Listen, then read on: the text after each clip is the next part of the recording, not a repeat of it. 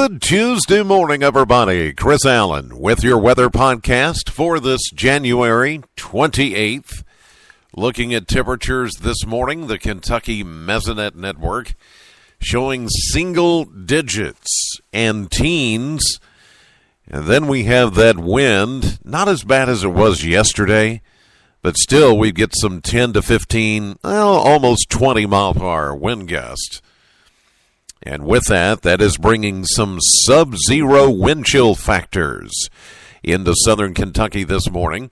We're looking at single digits up as far as temperatures. It's 6 right now in Hartford in Ohio County. It's 9 in Edmonton and Metcalfe County. 7 in LaRue County near the Hodgenville area. You go, say, up to Breckenridge County. 5 degrees there. See a 4 up there. It looks like Meade County checking in there. 2. Once you head up, say, looks like, what is that? Fayette County, maybe? No, 3 is what they're reporting. Ugh. Minus readings or below zero temperatures in northern Kentucky at some of the Mesonet sites there. We're looking at wind chill factors. It feels like it's 3 below zero right now in Bowling Green. Feels like it's 8 below zero in Hartford. 6 below zero is what it feels like in Todd County right now. Feels like 1 below zero in Scottsville. So there you go. What a wonderful morning. And the winter weather continues. Even some returns, light returns showing up on radar, but it's not a big deal, and most of it not reaching the ground. This is all kind of that southern stream energy that is going to play out over the next 24 hours and bring, as you've probably have heard by now, a rare southern snowstorm to parts of the southeastern United States, the Carolinas in particular, Georgia, southern Alabama, Mississippi. They're getting it right now. In fact, Mississippi is getting snow in southern Mississippi, down where my wife is from, and we have relatives that live in the Laurel-Hattiesburg area. They're getting a mix of precipitation right now. And eventually that's going to spread across southern Alabama, Montgomery, south of Birmingham, and then over toward even Atlanta, Macon, Georgia, and then into the Carolinas. Pretty rare for those folks. But that's how far deep, how far south this cold air extends. So, and we're not getting the worst of it here by any stretch, folks. It's cold. It's not as bad as it could be, though. 49 was our high temperature yesterday at the Bowling Green Airport. 49, that happened just after midnight. As you know, the temperatures just fell quickly yesterday morning. 46 where we should be, so we were just 3 degrees above average. But again, that in reality doesn't explain the day. But technically, as far as the highest temperature recorded yesterday, it was 49 degrees here in Bowling Green, Kentucky. But then we got down to 13. 13 was the 24-hour low at the Bowling Green Airport. 27 is the average, so we were 14 degrees below average there. And 1 year ago, we had a high of 50 and a low of 22 back in 2013. No precipitation officially at the Bowling Green Airport yesterday. We're still holding at 1.75 for the month. Now, today we're going to see a mix of clouds and sunshine. Occasionally, like we're seeing right now, some light returns on the radar, but a lot of that is aloft, not making it down to the ground. Pretty dry here at the surface. So look for a mix of sun and clouds. Very cold. A high today of only 16 we're calling for with a north wind at 7. The wind's not as bad as yesterday, but still sub-zero or around zero wind chill factors for today. Clear, very cold tonight. Overnight low at 4 degrees, but the winds will be calm for this evening, so not much of a wind chill there. As we get into Wednesday, we begin to see a gradual warming trend over the next few days. 26 and mostly sunny tomorrow. Southwest wind at 5. Thursday, even warmer. Mostly sunny, 41. As the weekend approaches, so does another storm system.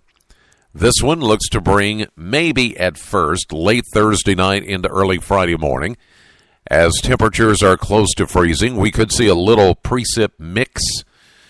I don't think it's going to be that big of a deal. We're going to warm up pretty quickly. A warm front coming through, lifting that moisture, and eventually getting us above freezing. 40% chance of mainly rain scattered about on the last day of January, which is Friday. High of 43. Now, that chance of rain will continue Friday night. We'll get some showers, 50% chance of rain showers on the first day of February, which is Saturday. We'll see a high of 48. That'll feel good. Now, as the precipitation comes to an end, we get another shot of somewhat cooler air, and really not a big cool down at all, just cool enough maybe there could be a little sleet or a snowflake or two mixed in as it ends on Saturday evening. But on Groundhog Day, which is Sunday, the 2nd, it's also Super Bowl Sunday, as you know, we'll see a mostly sunny, mild day, a high of 44. Monday, mostly sunny and 41, so not too bad. We stay in the 40s starting Thursday and going all the way through Monday. But there are signs, and looking long range here in what we call voodoo land. Those of us that are in weather sometimes like to look at the models, but, I'll caution everybody, and this is why a lot of times when you see me post a graphic on my blog site or on the social media, taking one model, you can't just take one model and say that's the gospel. It's only guidance. It's not deterministic. It's not what's going to be. It's not the forecast. And you'll see me post on some of those graphics, not a forecast. And you say, well, what is it? Well, it's a guess. It's just simply a guess. It's guidance. It's not gospel. It's a template of what at least one of the computer models thinks is going to happen. And, of course, one of the main long-range models that we look at is the GFS. That's the Global Forecast System. And looking at that, looking at next weekend, as we get, say, around the 7th or 8th of January, I don't like what I see at all. Now, of course, somebody's going to take this and they're going to start spreading the word. Chris Allen said it's going to do this on the 7th or 8th. Don't do that, okay, because I'm not saying that. I'm just saying looking long range, we are not out of the woods when it comes to winter weather. In fact, we could have what we call an overrunning situation where we get established cold air at the ground and then warm air comes up out of the Gulf of Mexico along with some moisture, and that could set us up for a very icy situation by next weekend or toward the end of next week. That's something we're all keeping an eye on right now. Of course, it's a long way off, 7-8 days away, so, we're not saying that that's going to happen, but that just gives you an idea. We are not done with this winter weather by any stretch. We still have a long way to go.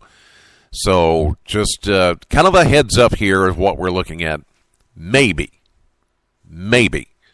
next week. Now, I know social media is going to be run amok here. Somebody, a poser, a pretender, that's what I call them, posers. They get on social media and they call themselves, they take the state name and then they'll put, we're the weather experts for your state and your area, whatever. I don't want to say a name because there are those names that anybody can take a name of a state and go, we are the weather center for the state of Kentucky, or we are the blah, blah, blah. And they'll post a lot of graphics and but they will hype stuff up big time. Let me caution you folks. Just don't trust that. Sometimes they're going to be right, but most of the time they're going to hype up a bunch of stuff. They take one model, one picture, one graphic of the extreme, the worst possible scenario, and post it up and go, hey, this is what we see coming. Here's my thinking. I hate when they say that. Here's my thinking. Well, but that's just you, pal. I would just be cautious with those things. Like I said, sometimes they're going to be right, just like sometimes I'm going to be wrong. Yes, I admit it. I'm one of the few that does admit it openly. It's weather, for crying out loud. We can't all get it. Think about it. If I could get the weather right 100% of the time, I'd be the wealthiest man in the world in history. So would any other weather person that gets it right every time. It's weather. Okay? So just a word of caution, just don't fall for that stuff. It's all over the place. Well, so-and-so said, I don't care. Well, the Weather Channel said, I don't care. I don't. I don't know. Just be cautious out there. Don't fall for that stuff and spread it around all over social media like it's the gospel, because it's not. It's a forecast. It's a prediction. Okay? It's a template, something to go by, but don't take it as, and then come to me later and say, how come you're not talking about this? Well, because looking at it here and talking amongst our weather team and our weather experts, we don't see what they're seeing. And it could be right or wrong, but that's the weather business. That's how it is. Okay.